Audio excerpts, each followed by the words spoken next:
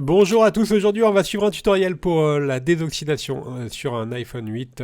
Donc la désoxydation, c'est si jamais votre téléphone il est tombé dans l'eau. Alors en préventif, vous pouvez utiliser le sachet absorbeur d'humidité, il est en vente sur notre site et ensuite vous devriez faire une désoxydation avec le kit de désoxydation spécial iPhone 8, il est en vente sur notre site internet. Pour une désoxydation un petit peu plus poussée, vous pouvez également utiliser un bac à ultrasons avec de l'isopropanol. On va vous expliquer tout ça durant le tutoriel. N'oubliez pas que vous pouvez nous contacter par mail, par chat ou encore par téléphone et que vous bénéficiez de 10% de remise avec le code YouTube. C'est une réparation qui est assez longue, il faut compter une demi-heure et la difficulté est notée 3 sur 5. Avant toute réparation, bien sûr, il va falloir éteindre le téléphone si vous pouvez encore le faire et enlever le rack SIM avec l'outil d'extraction de carte SIM. On va pouvoir commencer directement à ouvrir l'iPhone 8. Dans la première étape, on va enlever les deux vis Pentalobe, donc elles sont en forme d'étoile, qui sont à droite et à gauche du connecteur de charge, et elles sont notées A1 et A2 sur le patron des deux montages. Donc pensez bien à repositionner à chaque fois les vis sur le patron des deux montages, car chaque vis est différente quasiment. Voilà, donc on a repositionné nos deux vis, et ensuite on va pouvoir ouvrir l'écran. Alors il faut savoir que l'écran est légèrement collé avec le joint d'étanchéité qui fait tout le contour du téléphone. Voilà, il est indiqué en rouge. Donc pour nous faciliter le démontage, on va chauffer légèrement tout le contour de l'iPhone, soit avec un décapeur thermique ou avec un sèche-cheveux. Encore une fois, c'est facultatif. Vous n'êtes pas obligé de le faire, mais ça va faciliter un petit peu l'ouverture du téléphone. Une fois qu'on a chauffé tout le contour, on va appliquer la ventouse juste au-dessus du bouton Home. On va tirer sur la ventouse et à l'aide d'un médiator, on va glisser le médiator entre la vitre et le châssis pour créer un point d'insertion. Et ensuite, alors là vous avez vu, on l'a bien fait à gauche. On va faire l'ouverture à gauche. Et ensuite, une fois qu'on a créé un petit point d'insertion, on utilise un médiator en métal. Et on va faire glisser le médiator sur tout le contour de l'iPhone. Et alors, on va faire particulièrement attention. Donc là, on a fait la partie gauche. On va faire le haut et vous ferez bien attention à droite. Vous n'allez pas tout faire. On va regarder juste après sur la partie droite parce que juste derrière, vous avez les nappes de l'écran. Voilà, à cet endroit-là, il y a les nappes de l'écran. Donc là, on ne va pas passer le médiator parce que les nappes sont juste derrière. Et ensuite, on va s'aider du levier pour finir de déclipser le bas de l'écran.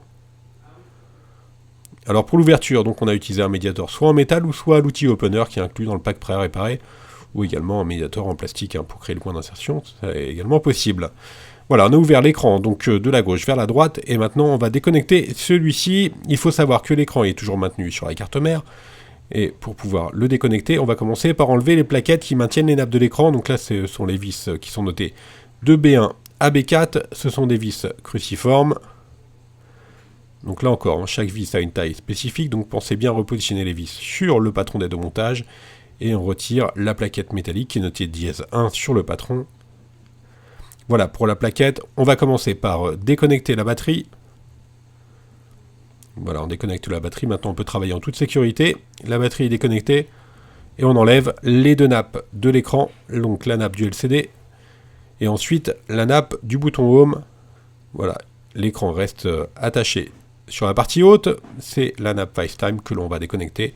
Pour cela, on va commencer par enlever les trois vis cruciformes qui sont notées de C1 à C3 et qui maintiennent une plaquette qui elle-même protège la connexion de la nappe de la caméra avant.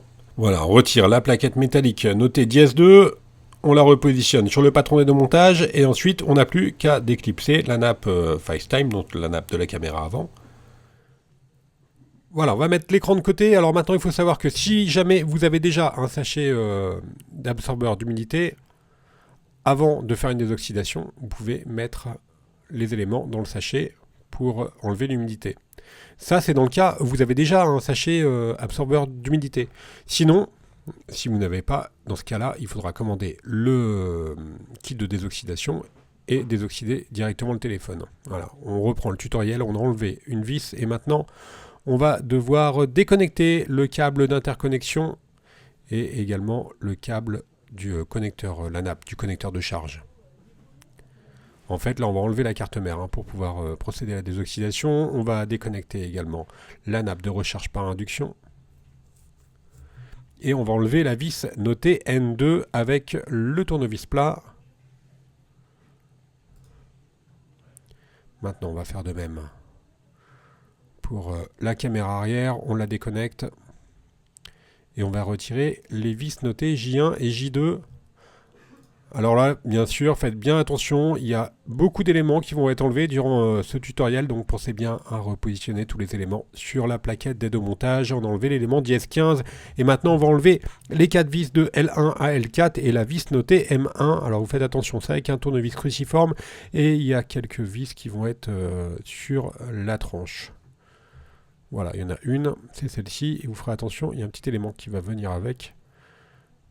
Voilà, on retire le cache du Wi-Fi, il est noté dièse 16 avec le petit élément qui maintenait la vis qui était sur la tranche. Maintenant, on va retirer la vis cruciforme notée M2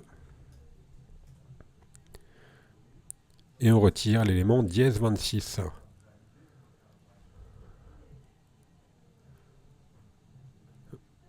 On n'a plus qu'à déconnecter la nappe qui gère les boutons Power et Volume, qui est juste au-dessus de la batterie. On va faire de même pour la nappe de l'antenne Wi-Fi qui est juste à côté de la caméra. Et vous allez voir, elle est très légèrement collée. Donc, on va la décoller. Et sous cette nappe, vous avez la vis notée N3. À l'aide de la pincette, on va déplacer le petit picot qui maintient la carte mère. Donc on a déplacé le petit picot pour libérer la carte mère.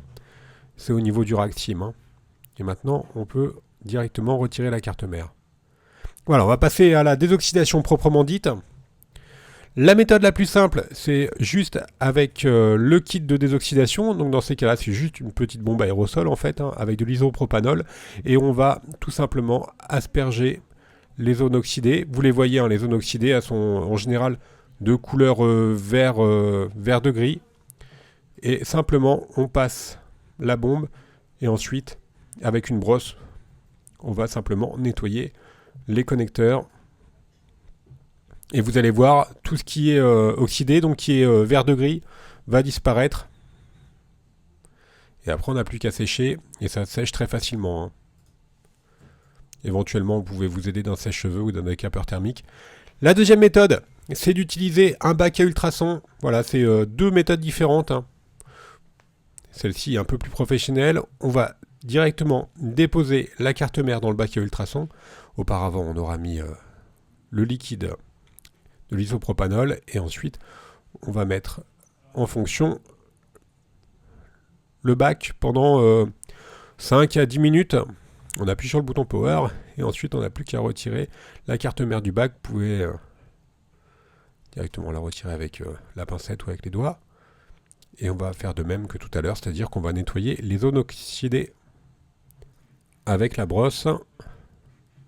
Alors voilà, c'est deux méthodes qui sont complémentaires. Vous pouvez utiliser l'une ou l'autre et également l'une et l'autre. En général, on vous conseille plutôt de commencer par la bombe aérosol, ça coûte beaucoup moins cher hein, qu'un bac à ultrasons. Je vais vous laisser suivre un petit peu le remontage et je vais parler un petit peu plus en profondeur de la désoxydation.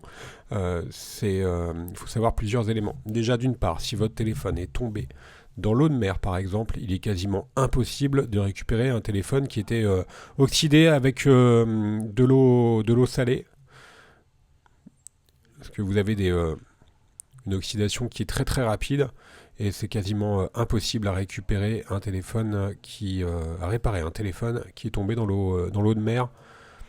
Et si jamais votre téléphone est tombé dans l'eau de mer, ce qu'on peut vous conseiller, c'est tout simplement de le passer dans l'eau douce. Ça peut paraître bizarre juste après, mais pour enlever la salinité, c'est ça qui va endommager les éléments. Je vous laisse suivre le tuto. Je vais continuer un petit peu sur la désoxydation. Il y a quelques éléments. Donc là, vous avez vu, on a nettoyé la carte mère. Il y a des éléments qui sont à changer en général après une désoxydation. En général, c'est la batterie. Et il faut également nettoyer le connecteur de charge. Donc vous pouvez pour cela utiliser la bombe aérosol, bien sûr, pour nettoyer le connecteur de charge. Le connecteur de charge, c'est là tout simplement, on va brancher le téléphone hein, pour le recharger. En général, les éléments qui sont défaillants, c'est donc la batterie et le connecteur de charge après une désoxydation.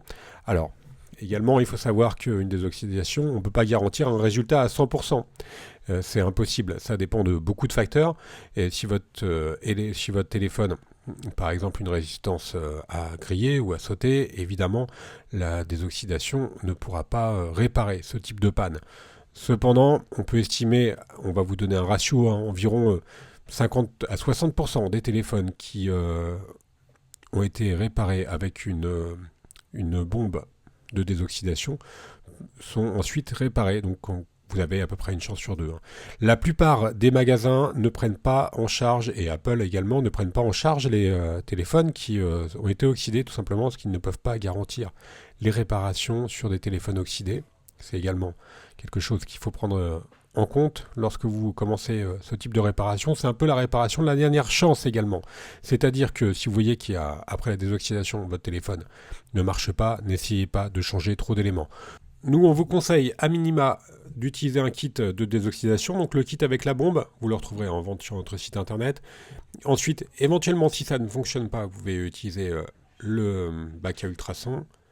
Et vraiment, en dernier ressort, si vous avez de l'affichage et si vous voyez que c'est juste la batterie qui ne fonctionne pas, changez la batterie. Mais arrêtez là, ne faites pas d'autres réparations, n'essayez pas de changer l'écran parce que vous n'avez pas d'affichage ou autre. Sinon, vous risquez d'avoir perdu de l'argent et du temps. Donc voilà, pour récapituler, la meilleure solution, c'est d'utiliser le kit de désoxydation simple, celui avec la bombe de désoxydation, éventuellement le bac à ultrasons. Mais ne vous engagez pas dans trop de frais sur un téléphone qui était oxydé, même si c'est vraiment la réparation, la dernière chance. Et souvent, ça peut valoir la peine, parce qu'un kit de désoxydation, c'est pas très cher. Un iPhone 8, c'est relativement cher, et c'est le seul moyen que vous avez pour pouvoir récupérer votre téléphone. Aussi, un autre point, quand votre téléphone est tombé dans l'eau, essayez de le sécher au maximum. Évidemment, s'il est tombé dans l'eau de mer, je vous l'ai dit, ça peut paraître un petit peu étrange, mais il faut le passer sous l'eau douce. Vous pouvez également, si jamais vous avez commandé le kit de désoxydation, en attendant de le recevoir, mettre votre téléphone, on l'entend très souvent dans du riz, éventuellement, pour absorber l'humidité, mais c'est pas une solution miracle. Ça va permettre d'enlever l'humidité du téléphone, mais en général, ça va pas le réparer. Pour le réparer, il faut vraiment faire la désoxydation. Et la désoxydation, elle est visible. Le processus de désoxydation, il est vraiment visible à l'œil nu. Comme je vous l'ai dit tout à l'heure, c'est des parties qui sont vert gris, vert bleu. Et vous allez voir, dès que vous avez passé la bombe, ça va tout de suite être visible à l'œil nu.